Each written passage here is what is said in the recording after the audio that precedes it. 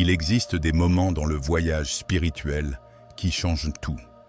Des instants où le voile de l'illusion commence à se lever, où les chaînes invisibles qui nous ont tenus captifs pendant des vies entières commencent enfin à se briser. Ces moments ne s'annoncent pas avec fanfare. Ils arrivent dans le silence, dans l'intimité de notre conscience la plus profonde, comme l'aube qui se lève doucement sur un monde endormi. Aujourd'hui, nous allons explorer ensemble l'un des mystères les plus profonds de la tradition bouddhiste. Comment reconnaître que le karma accumulé au fil de nos existences a finalement été libéré? Ces signes ne sont pas simplement des concepts philosophiques abstraits. Ce sont des transformations réelles, tangibles, que vous pouvez observer dans votre propre vie si vous savez où regarder. La libération karmique n'est pas un événement lointain réservé aux saints ou aux moines qui ont passé toute leur vie en méditation. C'est un processus vivant qui peut se dérouler ici et maintenant, dans votre vie quotidienne, alors que vous naviguez dans les défis et les joies de l'existence humaine. Chaque pas sur le chemin spirituel nous rapproche de cette libération, même lorsque nous ne le réalisons pas. L'histoire du moine et du fardeau invisible. Permettez-moi de partager avec vous une histoire ancienne qui illustre parfaitement ce dont nous allons parler aujourd'hui. Il y a très longtemps, dans les montagnes sacrées de l'Himalaya, vivait un moine nommé Tenzin. Pendant 30 années, il avait pratiqué avec diligence, méditant chaque jour avant l'aube, étudiant les sutras, servant sa communauté avec dévotion.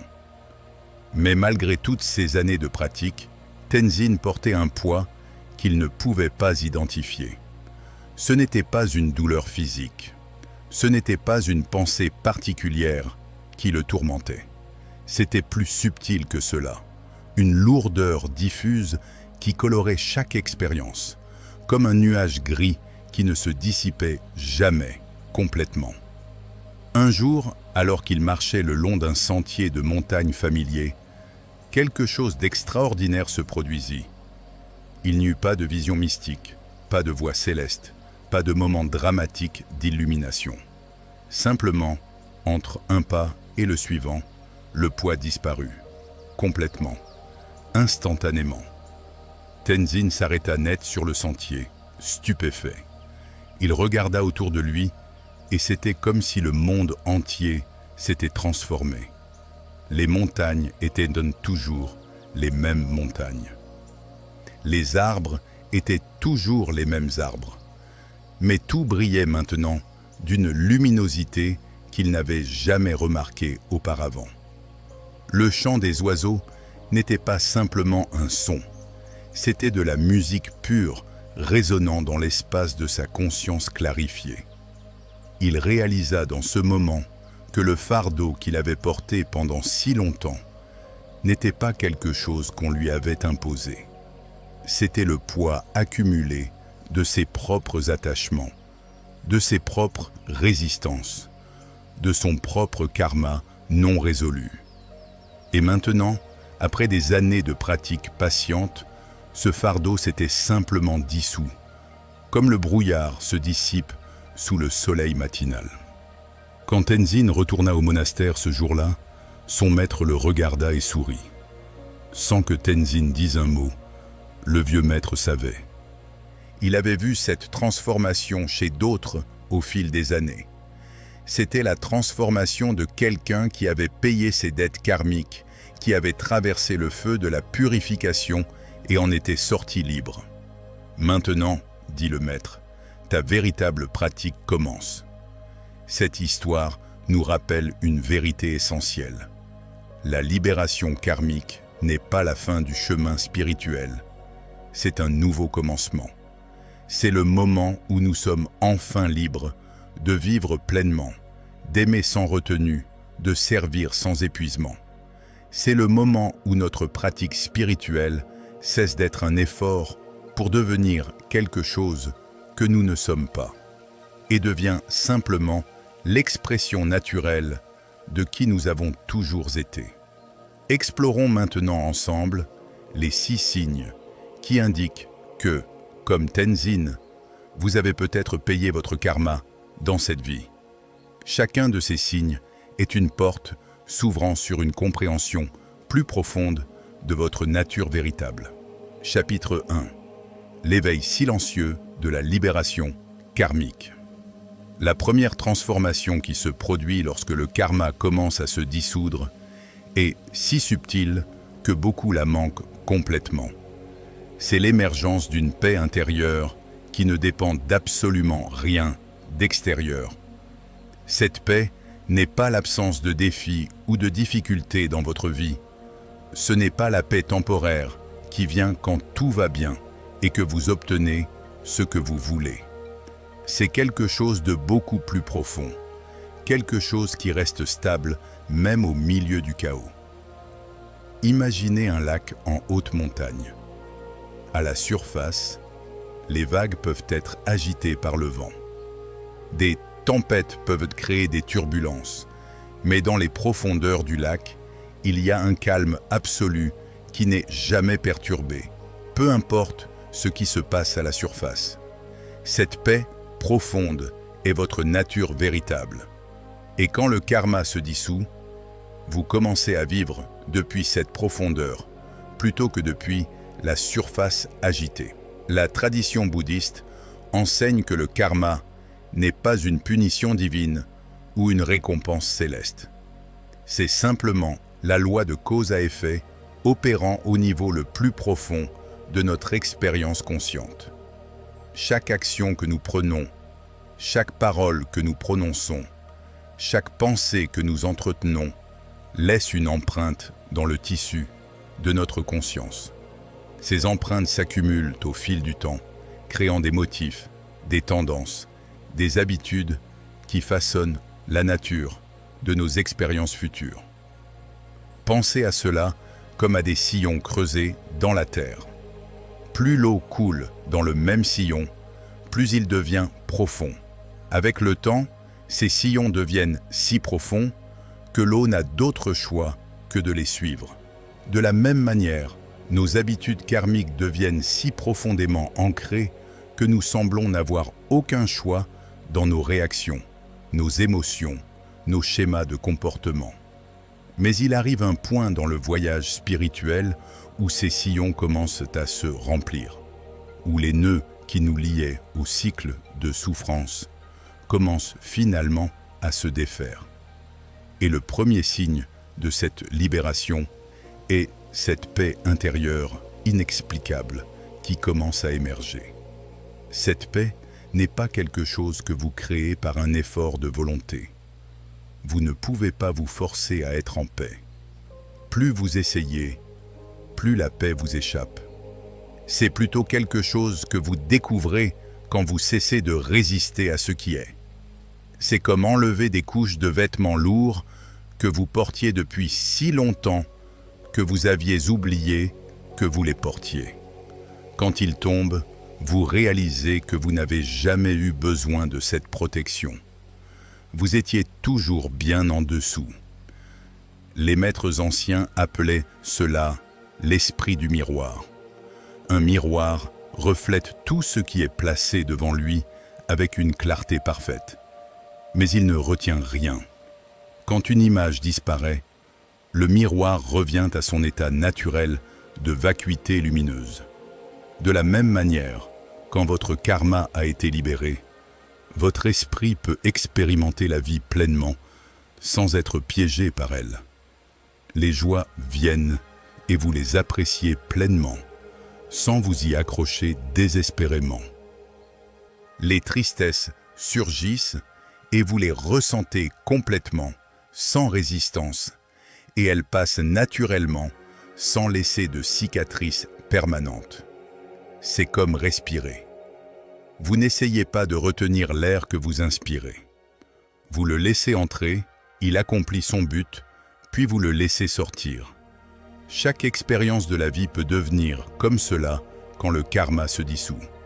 Cette paix ne signifie pas devenir comme une pierre, indifférente à la vie.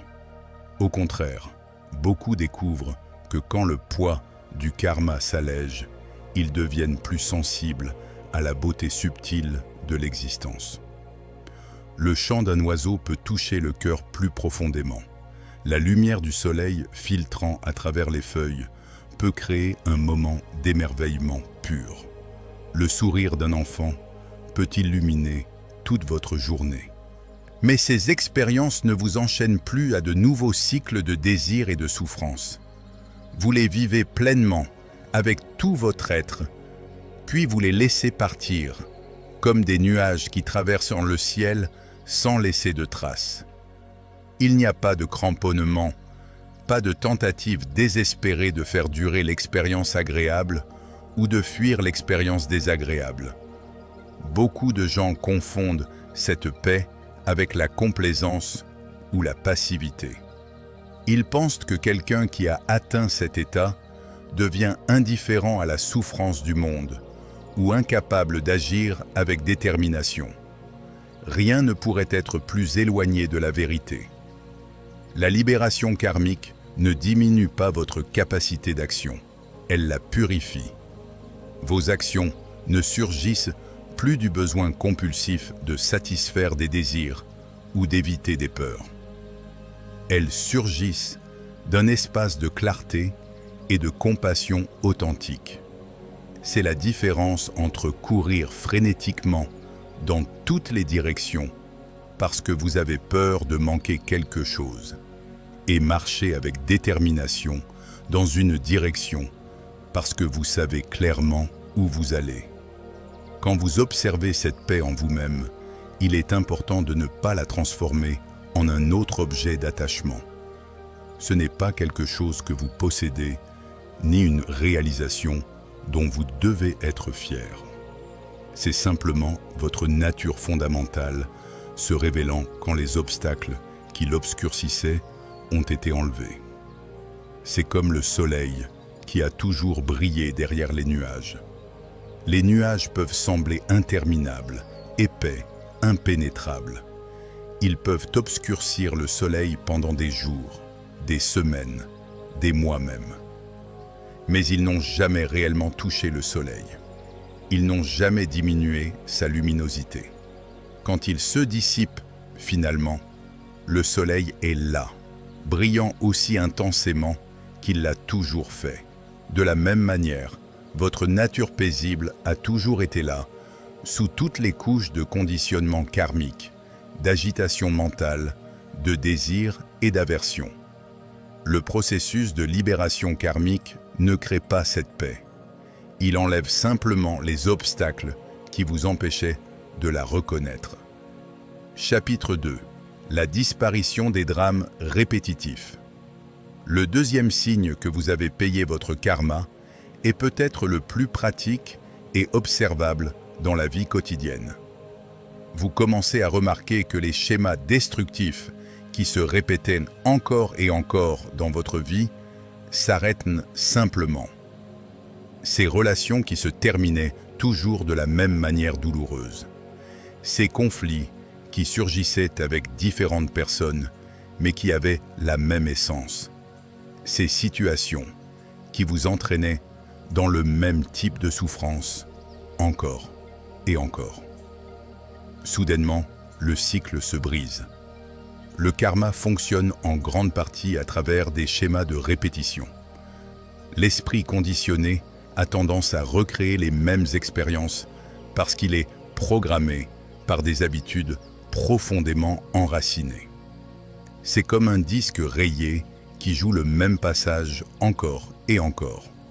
Même quand vous voulez consciemment changer, quelque chose en vous semble saboter vos efforts et vous ramène au même endroit. Cette tendance à répéter les mêmes schémas n'est pas un défaut de caractère. Ce n'est pas une preuve que vous êtes fondamentalement brisé ou inadéquat.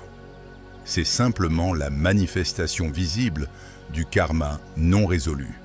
Chaque fois que vous vivez une expérience chargée émotionnellement, sans la traiter complètement, sans en extraire la leçon qu'elle contient, Cette expérience laisse une empreinte dans votre psyché.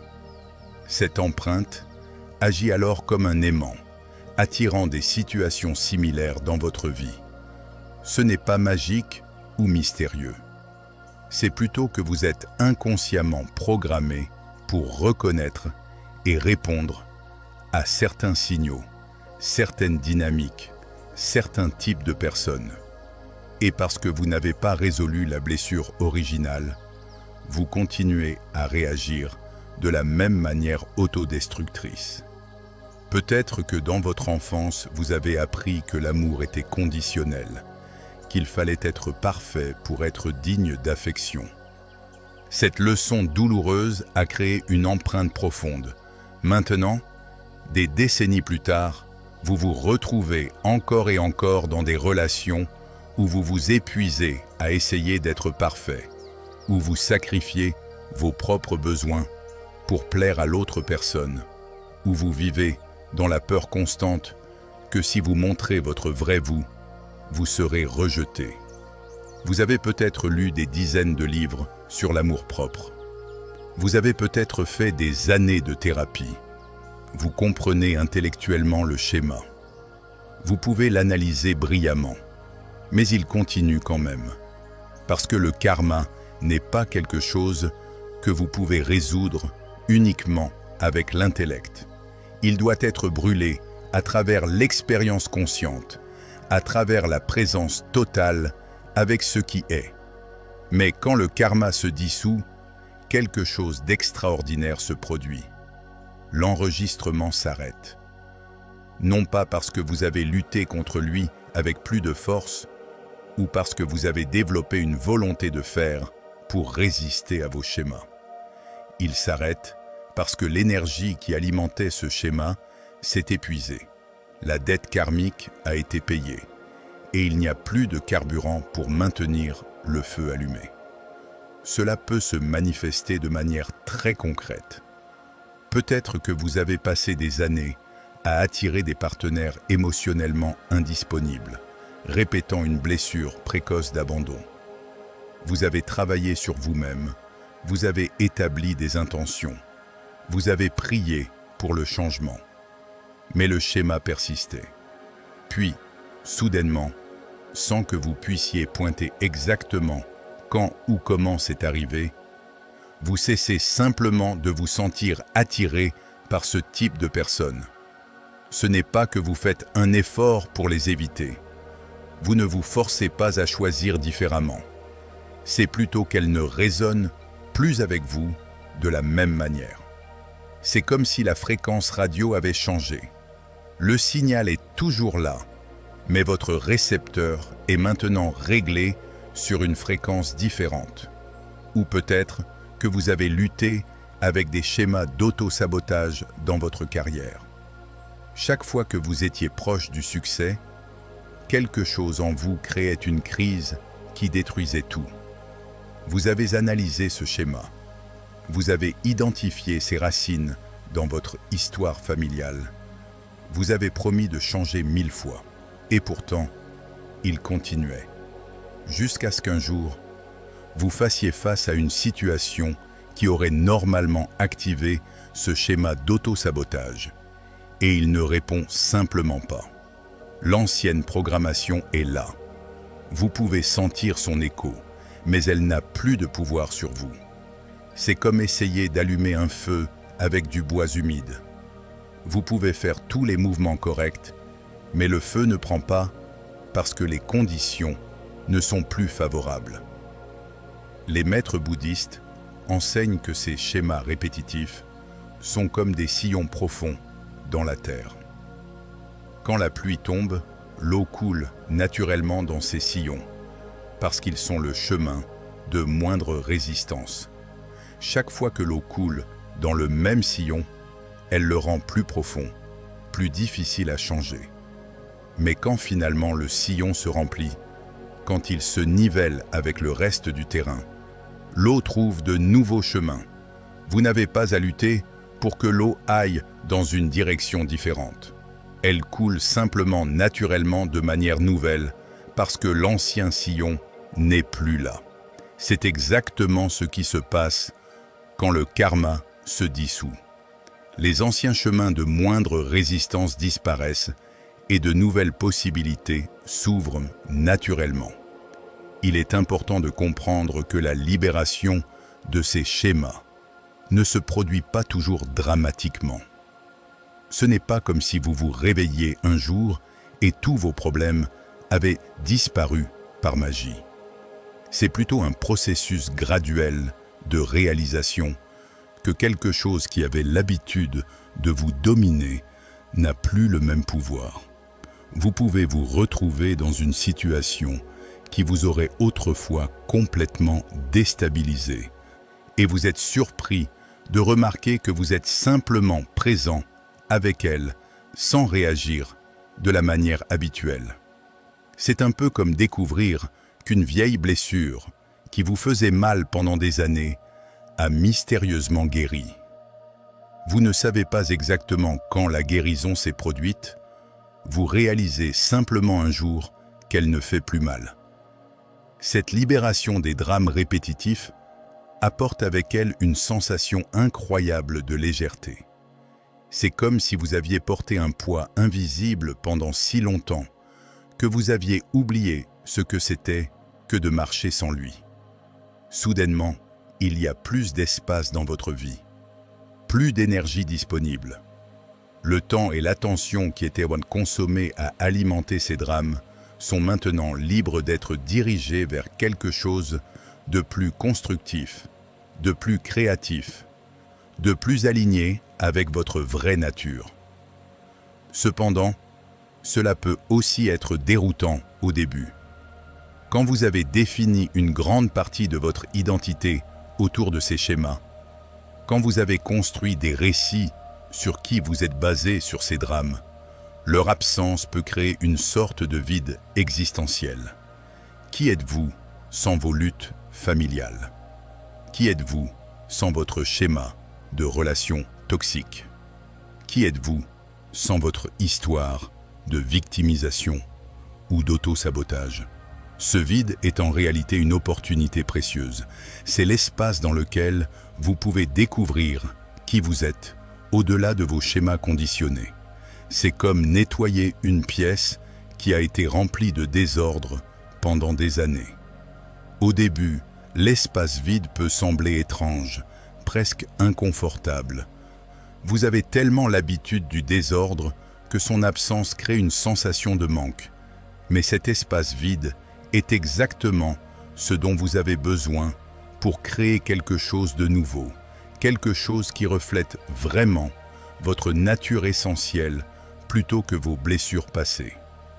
C'est dans cet espace que la véritable créativité peut émerger.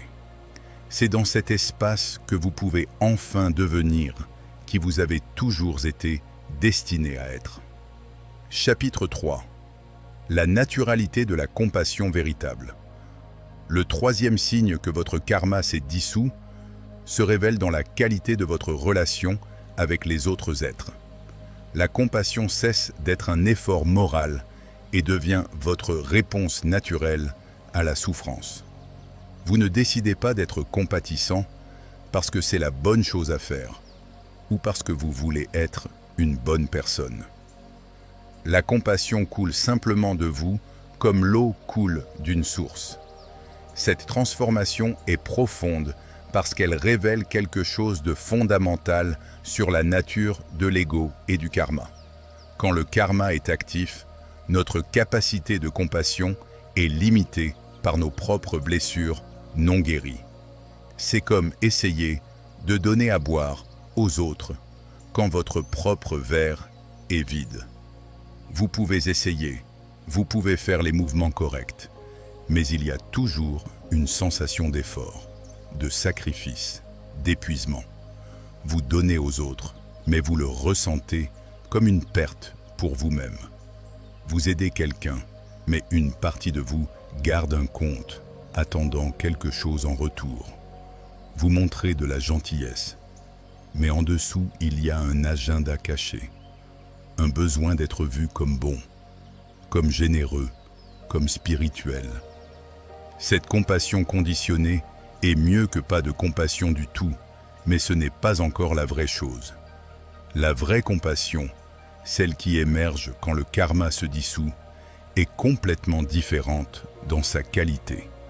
C'est comme la différence entre une lumière artificielle qui nécessite de l'électricité et qui s'épuise éventuellement, et la lumière du soleil qui brille infiniment sans jamais s'épuiser. Quand votre compassion vient de votre nature essentielle plutôt que de votre ego conditionné, elle ne vous épuise jamais parce que vous ne donnez pas de vos réserves limitées. Vous êtes plutôt comme un canal à travers lequel quelque chose de plus grand que votre petit moi peut couler. C'est pourquoi les grands bodhisattvas peuvent servir sans relâche pendant des décennies sans jamais s'épuiser. Ils ne donnent pas de leur propre provision limitée d'énergie et de bienveillance. Ils puisent dans une source infinie qui coule à travers eux. Les sutras bouddhistes parlent d'Avalokiteshvara, le bodhisattva de la compassion, qui entend les lamentations du monde et répond instantanément. Ce n'est pas seulement une figure mythologique, c'est une description de ce qui se passe quand votre cœur est complètement ouvert, quand il n'y a pas d'obstacle entre votre conscience et la réalité de la souffrance qui vous entoure. Vous entendez et vous répondez, non pas parce que vous devez le faire, non pas parce que c'est votre devoir spirituel, mais parce qu'il est impossible de ne pas le faire. C'est aussi naturel que de retirer votre main d'une flamme. Vous ne débattez pas à ce sujet. Vous ne pesez pas les pour et les contre. Vous réagissez simplement instantanément parce que c'est la seule réponse possible. Cette compassion naturelle a plusieurs caractéristiques distinctives qui la différencient de la compassion fabriquée ou forcée. Premièrement, elle ne vous épuise pas. Quand la compassion coule de votre nature essentielle, vous pourriez passer toute la journée à servir les autres et vous sentir plus énergisé à la fin qu'au début. Ce n'est pas parce que vous obtenez quelque chose en retour, bien que parfois vous le fassiez. C'est parce que donner de cette manière vous aligne avec votre vraie nature, et cet alignement est intrinsèquement énergisant. Deuxièmement, cette compassion n'a pas d'agenda. Vous n'êtes pas compatissant pour vous sentir bien dans votre peau ou pour accumuler des mérites spirituels. Vous n'avez pas besoin que l'autre personne change ou s'améliore pour valider votre compassion. Vous n'êtes pas déçu si vos efforts pour aider ne produisent pas les résultats que vous espériez. Vous répondez simplement à la souffrance parce qu'elle est là, de la même manière que vous écartez naturellement votre main d'une flamme sans avoir besoin d'une raison philosophique pour le faire. Il n'y a pas de calcul mental sur si cette personne mérite votre compassion ou si votre aide fera vraiment une différence. Vous agissez parce que c'est votre nature d'agir ainsi. Troisièmement, cette compassion inclut le discernement. Ce n'est pas une question de dire oui à tout ou de permettre aux autres de vous utiliser. La vraie compassion dit parfois non. Elle établit parfois des limites fermes. Elle confronte parfois les gens avec des vérités difficiles qu'ils ne veulent pas entendre. Mais ces limites et ces confrontations ne viennent pas de la défensive ou de la peur. Elles viennent d'une compréhension claire de ce qui sert vraiment le bien-être de tous les impliqués, vous y compris. Parfois, la chose la plus compatissante que vous puissiez faire pour quelqu'un est de lui permettre de faire face aux conséquences de ses actions, plutôt que de le sauver constamment. Parfois, la chose la plus compatissante est de dire une vérité difficile, plutôt que de conforter quelqu'un dans ses illusions. Beaucoup de gens ont mal interprété la compassion bouddhiste comme une sorte de douceur ou de passivité. Ils pensent qu'être compatissant signifie tolérer l'abus ou refuser de défendre ce qui est juste. Mais les grands maîtres bouddhistes ont démontré encore et encore que la compassion authentique peut être féroce quand c'est nécessaire. Le Dalaï Lama, par exemple, est connu pour sa gentillesse et son sourire chaleureux. Mais il a aussi été inflexible dans sa défense de la cause tibétaine, refusant de rester silencieux face à l'injustice. Sa compassion ne l'a pas rendu faible ou complaise. Elle l'a rendu plus fort, plus courageux, plus déterminé à défendre ce qui est juste. De la même manière, quand votre compassion vient de votre nature essentielle plutôt que de votre ego conditionné, elle peut être douce ou féroce selon ce que la situation demande. Elle peut être comme l'eau qui coule doucement autour des obstacles, ou comme l'eau qui, au fil du temps, peut éroder même la pierre la plus dure. Elle s'adapte à ce qui est nécessaire sans perdre son essence fondamentale. Quand votre karma s'est dissous, vous découvrez également que votre compassion s'étend naturellement à vous-même. C'est peut-être l'une des transformations les plus profondes et les plus difficiles.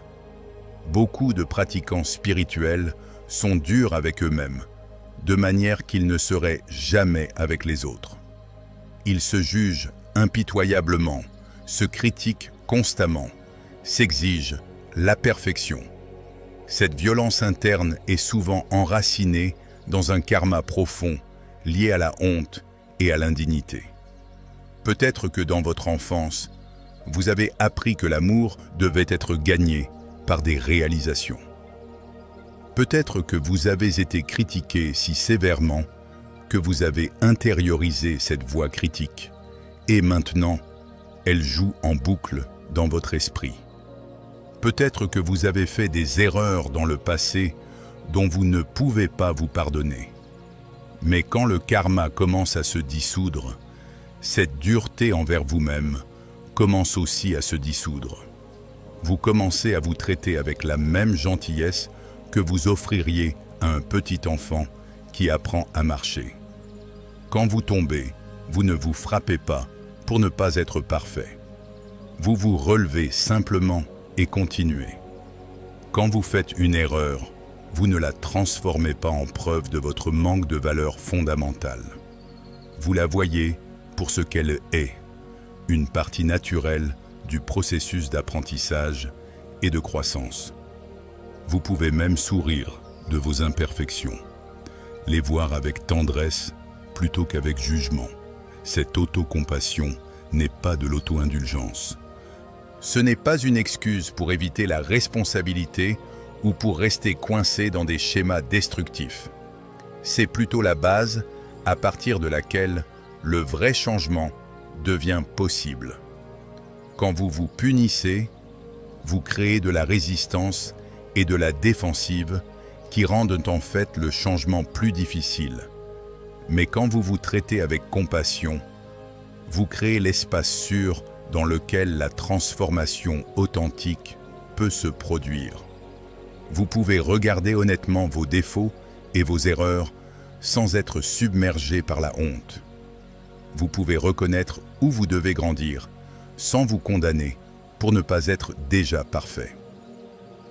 Il y a une pratique de méditation bouddhiste appelée metta, ou bienveillance aimante, où vous générez systématiquement des souhaits de bien-être pour vous-même et pour les autres.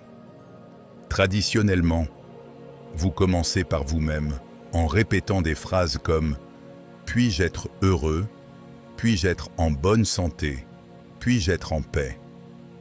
Beaucoup de gens trouvent que c'est la partie la plus difficile de la pratique. Ils peuvent facilement générer de la bienveillance pour les autres, mais quand il s'agit de se l'offrir à eux-mêmes, ils rencontrent un mur de résistance.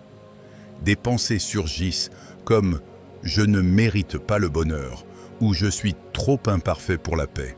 Mais quand le karma se dissout, cette résistance à l'autocompassion commence à fondre. vous réalisez que vous n'êtes pas différent de tout autre être dans votre désir fondamental d'être heureux et libre de souffrance. Vous voyez que vous traiter avec dureté ne vous rend pas meilleur ou plus spirituel. Cela vous rend simplement malheureux et moins capable de servir les autres. Chapitre 4. La synchronicité comme langage de l'univers. Le 4e signe que votre karma se dissout se manifeste dans une augmentation dramatique de coïncidences significatives dans votre vie. Les bonnes personnes apparaissent au bon moment. Les opportunités s'alignent de manière qui semble impossiblement parfaite.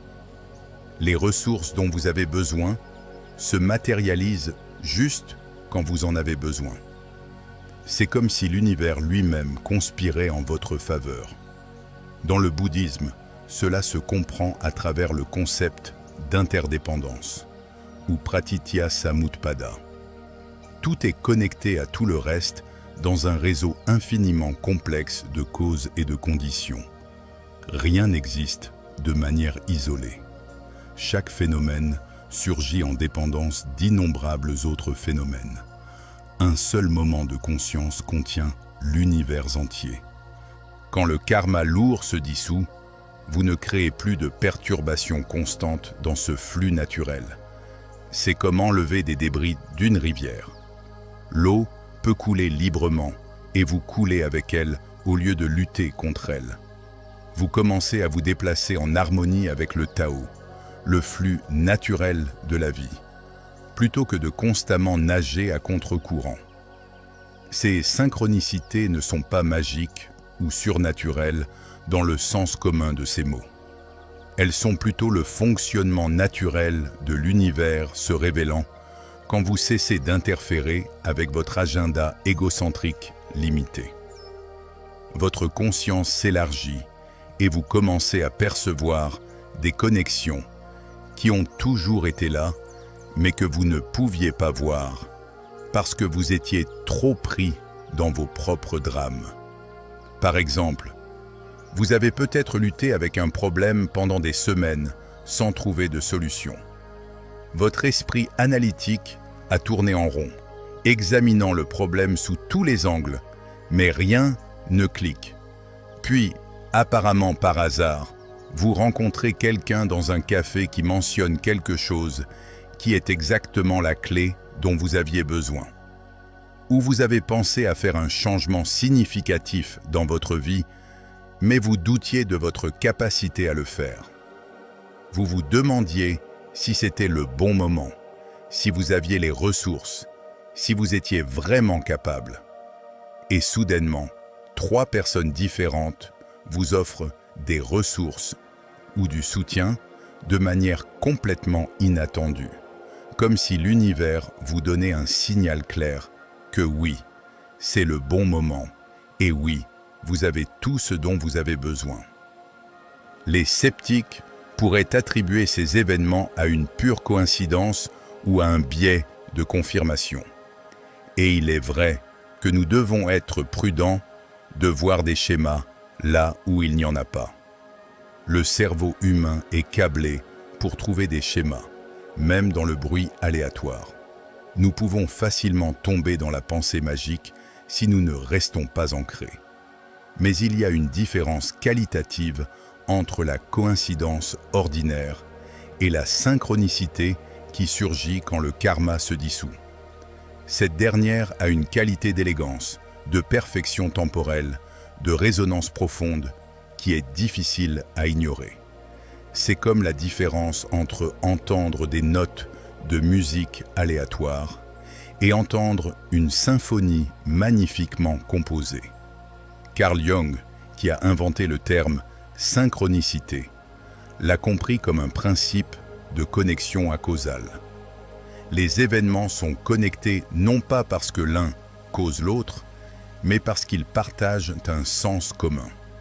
Ils sont comme des notes dans la même mélodie, des fils dans la même tapisserie, des vagues dans le même océan. D'un point de vue bouddhiste, cela a un sens parfait. Dans la vision du filet d'Indra, Chaque joyau reflète tous les autres joyaux. L'univers entier est contenu dans chaque point de conscience. Quand votre conscience se clarifie, quand les voiles du karma se lèvent, vous pouvez voir ces reflets plus clairement. Vous commencez à remarquer comment un événement apparemment mineur dans une partie de votre vie se connecte à quelque chose de significatif dans une autre partie. Comment une conversation que vous avez eue il y a des années, soudainement, devient pertinente de manière inattendue. Comment un livre tombe d'une étagère et s'ouvre à exactement la page dont vous aviez besoin de lire. Ce qui rend ces synchronicités particulièrement remarquables quand votre karma se dissout, c'est qu'elles ne sont pas seulement pratiquement utiles. Elles ont aussi une qualité d'enseignement. Chaque coïncidence significative ne vous aide pas seulement de manière pratique. Elle vous montre aussi quelque chose d'important sur la nature de la réalité. Elle vous rappelle que vous n'êtes pas séparé du reste de l'existence, qu'il y a une intelligence plus profonde opérant qui transcende votre esprit conceptuel limité. Elle vous invite à faire confiance au processus de la vie d'une manière plus profonde, à relâcher votre besoin de tout contrôler et planifier. Cela ne signifie pas que tout devient facile ou que vous ne faites jamais face à des défis. Les défis continuent, mais ils ont une qualité différente. Ils se sentent moins comme des obstacles arbitraires, placés sur votre chemin, et plus comme des opportunités parfaitement conçues pour votre croissance. Même les difficultés commencent à se sentir synchrones, comme si elles étaient exactement ce dont vous aviez besoin à ce moment pour votre évolution. Vous perdez un emploi que vous pensiez vouloir seulement pour découvrir que cela vous a ouvert au chemin que vous deviez vraiment suivre.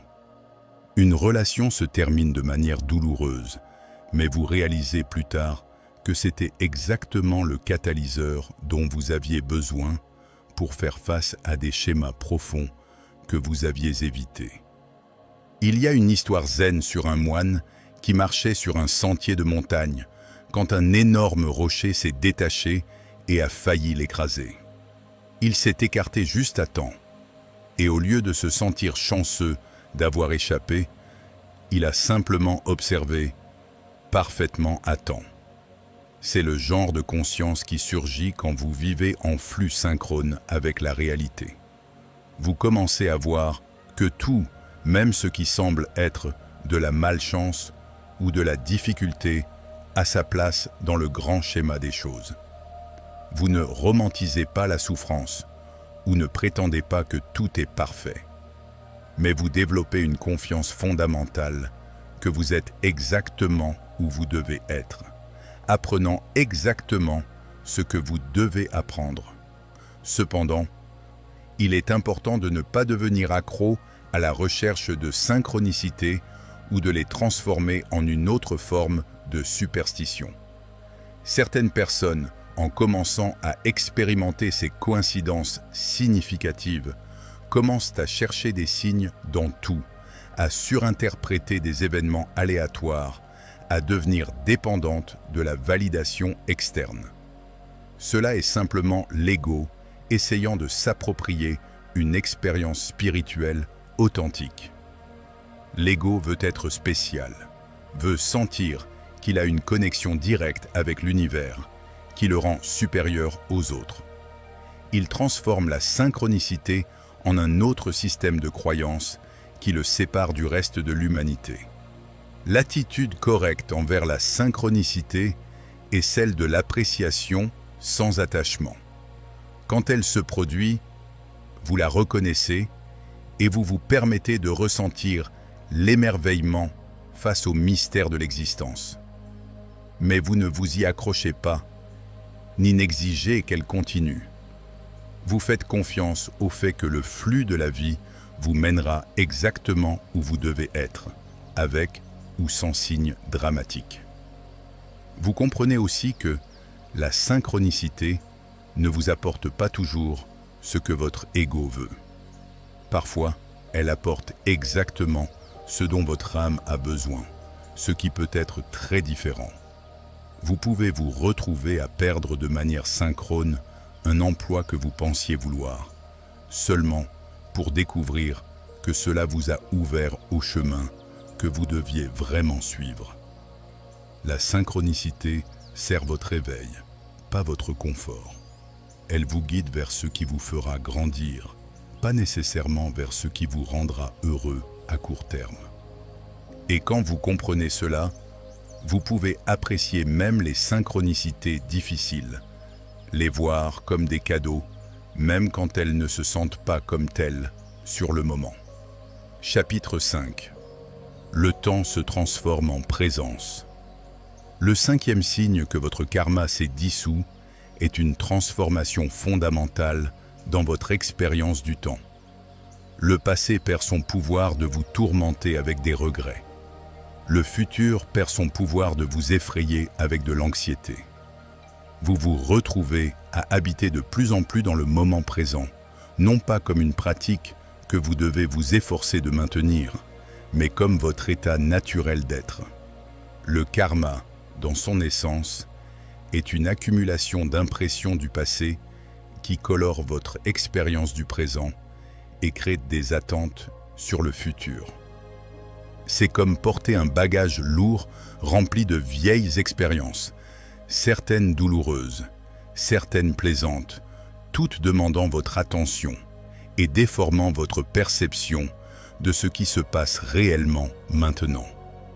Imaginez que vous portez un sac à dos invisible rempli de pierres. Chaque pierre représente une expérience non résolue du passé. Une pierre pour la fois où vous avez été humilié à l'école. Une pierre pour le moment où votre cœur a été brisé. Une pierre pour l'erreur que vous avez faite et que vous ne pouvez pas pardonner. Une pierre pour chaque peur, chaque regret, chaque ressentiment. Au fil des années, le sac devient de plus en plus lourd. Vous êtes tellement habitué à porter ce poids que vous avez oublié qu'il était là. Mais il affecte tout. Il vous ralentit. Il détermine comment vous voyez le monde. Il colore chaque nouvelle expérience à travers le prisme de ces vieilles blessures non guéries. Et puis il y a le poids du futur. Toutes vos inquiétudes sur ce qui pourrait arriver. Tous vos plans et stratégies pour éviter la douleur et garantir le plaisir. Toutes vos attentes sur comment les choses devraient être. C'est un autre sac invisible que vous portez, rempli non pas de pierres du passé, mais de fantômes du futur. Quand le karma se dissout, ces deux sacs deviennent plus légers. Ce n'est pas que vous perdez votre mémoire ou votre capacité de planifier. Ces fonctions restent intactes et utiles, mais elles ne sont plus chargées du poids émotionnel qu'elles avaient l'habitude de porter. Vous pouvez vous souvenir du passé sans être traîné émotionnellement dans celui-ci. Vous pouvez penser au futur sans l'anxiété qui accompagne normalement de telles pensées. C'est comme la différence entre regarder une vieille photographie avec curiosité détachée et être transporté émotionnellement au moment que la photographie capture. L'information est là quand vous en avez besoin, mais elle ne vous possède pas. Le souvenir est disponible, mais le crochet émotionnel s'est dissous. Les maîtres zen parlent de cela comme vivre complètement dans le moment présent. Mais ce concept est fréquemment mal compris. Cela ne signifie pas prétendre que le passé n'a pas existé ou que le futur n'a pas d'importance. Cela ne signifie pas devenir irresponsable ou incapable de tirer des leçons de l'expérience. Cela signifie plutôt ne pas être psychologiquement asservi par le passé ou le futur. Cela signifie que le centre de gravité de votre conscience est dans le maintenant, même quand votre esprit visite le passé ou contemple le futur. C'est comme être ancré dans le présent avec de longues racines, même si vos branches peuvent s'étendre dans le passé et le futur. Cette présence apporte avec elle une qualité de plénitude qui est difficile à décrire avec des mots. Chaque moment se sent complet en lui-même. Vous n'êtes plus constamment à la recherche du moment suivant, pensant que ce sera celui qui vous apportera enfin la satisfaction. Vous n'êtes plus toujours en route vers une destination future où la vraie vie commencera.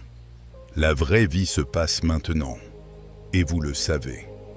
Pas intellectuellement, comme un concept que vous avez lu dans un livre, mais directement, intimement, indéniablement, ce moment, avec tout ce qu'il contient et tout ce qu'il y a. Et c'est assez. C'est plus qu'assez. C'est tout. Cela a des implications profondes pour la façon dont vous vivez même les activités les plus banales. Faire la vaisselle n'est plus quelque chose à endurer pour arriver à quelque chose de plus important. L'acte de faire la vaisselle est complet en lui-même. Il y a l'eau chaude sur vos mains. Il y a le mouvement de frotter et de rincer. Il y a le son de l'eau qui coule. Tout cela est vivant, immédiat, réel. Marcher de votre maison au travail n'est plus simplement du temps perdu entre deux destinations. La marche elle-même devient l'activité complète. Chaque pas est un miracle. Le contact de votre pied avec le sol, le mouvement de votre corps dans l'espace, le jeu de la lumière sur les bâtiments et les arbres. Tout cela mérite votre attention complète. Les moines bouddhistes pratiquent cela formellement dans la méditation marchante, où chaque pas est pris avec pleine conscience, sans se précipiter pour arriver nulle part. Levez le pied, le déplacer en avant, le placer sur le sol, transférer le poids. Chaque phase du mouvement est vécue complètement. Mais quand votre karma s'est dissous, toute la vie devient une sorte de méditation marchante. Vous êtes complètement où vous êtes, faisant complètement ce que vous faites. Il n'y a pas de division interne où une partie de vous est ici et une autre partie est ailleurs. Vous êtes entier, complet, pleinement présent. Cela ne vous rend pas moins efficace dans le monde. En fait, cela vous rend souvent plus efficace. Quand vous n'êtes pas divisé entre le passé, le présent et le futur, toute votre énergie est disponible pour ce qui se passe maintenant. Votre attention est plus aiguisée, votre perception plus claire, vos actions plus précises. Un archer zen ne pense pas à l'échec passé ou au succès futur quand il tire la flèche. Il est complètement présent, avec le poids de l'arc dans sa main, la tension de la corde, le moment de libération. Paradoxalement, c'est cette présence complète qui mène à la plus grande précision. Quand vous êtes complètement là, vous ne pouvez pas manquer. Vous découvrez également que le temps lui-même semble s'étendre. Quand vous êtes complètement présent, un moment peut contenir une éternité d'expérience. Les mystiques de toutes les traditions ont parlé de cela, la façon dont le temps chronologique peut se dissoudre dans un maintenant éternel. Ce n'est pas que le temps s'arrête, littéralement. Les horloges continuent de tourner. Le soleil continue de se déplacer à travers le ciel. Mais votre conscience se déplace vers une dimension différente où le temps chronologique n'est qu'une des nombreuses couches de réalité. Vous pouvez fonctionner dans le temps tout en étant simultanément établi dans l'éternité. Cependant, il est important de ne pas romantiser cela. Vivre dans le présent ne signifie pas que vous n'expérimentez jamais l'ennui ou l'inconfort. Cela signifie que vous vivez ces choses pleinement, sans ajouter des couches de résistance mentale qui les intensifient. L'ennui est simplement l'ennui. Ce n'est pas un problème existentiel qui doit être résolu immédiatement en saisissant votre téléphone ou en vous distrayant. C'est juste une sensation qui est présente. Vous pouvez être complètement présent avec l'ennui sans avoir besoin de le fuir. De même, l'inconfort est simplement l'inconfort. Peut-être que vos jambes font mal parce que vous êtes assis depuis longtemps. Peut-être que vous avez faim. Peut-être que quelque chose dans votre environnement est légèrement irritant. Quand vous êtes présent avec ces sensations sans résistance, elles perdent beaucoup de leur pouvoir. Chapitre 6. La dissolution de la peur fondamentale. Le 6e et peut-être le plus profond signe que votre karma s'est dissous est la dissolution graduelle de ce que nous pourrions appeler la peur existentielle fondamentale. Ce n'est pas la peur de quelque chose de spécifique, comme la peur des araignées ou des hauteurs. C'est la peur de fond qui colore toute l'existence, la sensation que quelque chose ne va fondamentalement pas, que vous n'êtes pas en sécurité, que la catastrophe pourrait arriver à tout moment. Cette peur fondamentale a ses racines dans l'illusion de la séparation. Quand vous vivez comme un moi séparé, isolé du reste de l'existence, il est naturel de ressentir de la peur. Vous êtes petit, vulnérable, mortel. L'univers est vaste, indifférent, souvent hostile. De ce point de vue, la peur est une réponse complètement logique. Mais cette peur va plus profond que la simple reconnaissance de votre vulnérabilité physique. C'est une peur ontologique, une peur liée à votre être même. C'est la peur que peut-être vous n'auriez pas dû exister, que votre existence est une erreur, un accident, quelque chose qui pourrait être annulé à tout moment. Le karma renforce cette illusion de séparation. Chaque action basée sur le désir égoïste ou l'aversion renforce la sensation d'être un moi séparé qui doit se protéger et se satisfaire. Chaque expérience douloureuse qui n'est pas complètement traitée est stockée comme preuve que le monde est dangereux et que vous êtes vulnérable.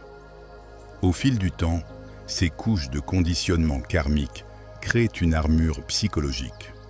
Vous construisez des défenses contre la vie, des stratégies pour vous protéger contre la douleur. Vous apprenez à ne pas trop ressentir, à ne pas trop vous soucier, à garder les gens à distance. Cette armure devient si familière que vous oubliez que vous la portez. Elle commence à se sentir comme qui vous êtes vraiment. Mais paradoxalement, cette armure vous rend plus isolé et donc plus craintif. Plus vous construisez de défense, plus vous renforcez la sensation d'être séparé et vulnérable. C'est un cycle vicieux. La peur crée l'armure, et l'armure crée plus de peur. Quand le karma commence à se dissoudre, cette armure commence aussi à se dissoudre. Au début, cela peut se sentir terrifiant. L'armure, aussi limitante qu'elle ait été, vous faisait sentir protégé. Sans elle, vous pouvez vous sentir exposé, vulnérable, nu. C'est comme enlever une couverture lourde au milieu de l'hiver. Même si la couverture était lourde et restrictive, au moins, elle offrait une illusion de sécurité. Mais si vous pouvez rester avec cette vulnérabilité sans essayer de recréer immédiatement de nouvelles défenses, quelque chose d'extraordinaire peut se produire. Vous commencez à découvrir que la vulnérabilité elle-même n'est pas le problème. Le problème était la peur de la vulnérabilité. Quand vous pouvez être complètement ouvert, complètement présent avec ce qui est, sans les couches de résistance et de défense, vous découvrez une force qui ne dépend pas de l'armure. C'est la force du bambou qui se plie dans le vent mais ne se brise pas, plutôt que la force du chêne rigide qui se fend sous pression. Le bambou survit aux tempêtes les plus violentes, non pas par rigidité, mais par flexibilité. Il se courbe presque jusqu'au sol sous les vents puissants, puis rebondit quand la tempête passe. Le chêne, avec toute sa force apparente, reste rigide et finit par se briser. Les maîtres bouddhistes décrivent cela comme le cœur courageux du bodhisattva. Ce n'est pas le courage dans le sens de l'absence de peur. C'est le courage de ressentir la peur complètement sans être contrôlé par elle. C'est la volonté de rester ouvert même quand l'ouverture fait mal. C'est le courage d'aimer même quand l'amour vous rend vulnérable à la douleur. Cette dissolution de la peur fondamentale ne se produit pas en une seule fois. C'est plutôt comme les couches d'un oignon qui sont pelées une par une. Vous pouvez découvrir qu'un niveau de peur s'est dissous seulement pour trouver un autre niveau plus profond en dessous. C'est normal et naturel. Chaque couche qui se dissout vous rapproche de votre nature essentielle, qui est fondamentalement sans peur parce qu'il n'y a pas de moi séparé qui a besoin de protection. Ce qui est particulièrement remarquable quand ce processus est en cours. C'est comment cela change votre relation avec la mort. Pour la plupart des gens, la peur de la mort est la peur fondamentale sous-jacente à toutes les autres peurs. Peur de l'échec? En fin de compte, c'est la peur que l'échec prouve que votre vie est sans valeur. Peur du rejet? C'est la peur de mourir seul et non aimé. Peur de la pauvreté? C'est la peur de mourir dans la misère et l'inconfort. Mais quand vous commencez à expérimenter votre nature au-delà du moi séparé, la mort perd son aiguillon. Cela ne signifie pas que vous développez un désir de mourir ou que vous devenez imprudent avec votre vie. Cela ne signifie pas non plus que vous ne ressentez pas de tristesse face à l'idée de perdre les gens et les choses que vous aimez. Cela signifie plutôt que vous reconnaissez que ce que vous êtes vraiment n'est jamais né et ne peut donc jamais mourir. Le corps mourra, bien sûr. C'est inévitable. La personnalité que vous avez construite se dissoudra. Les souvenirs et les expériences qui ont semblé vous définir s'estomperont. Mais la conscience fondamentale que vous êtes n'est pas touchée par ces changements. C'est comme l'espace dans une pièce, qui n'est pas affecté quand les murs sont démolis. L'espace était là avant que la pièce soit construite, et il sera là après que la pièce sera partie. De même, votre vraie nature transcende le naissance et la mort de cette forme physique et mentale particulière. Les sutras bouddhistes sont remplis d'histoires de maîtres qui ont fait face à la mort avec une équanimité parfaite. Il y a l'histoire d'un maître zen qui, sur son lit de mort, a été demandé par ses étudiants de leur laisser un dernier enseignement. Il a écrit un seul mot, « Attention ».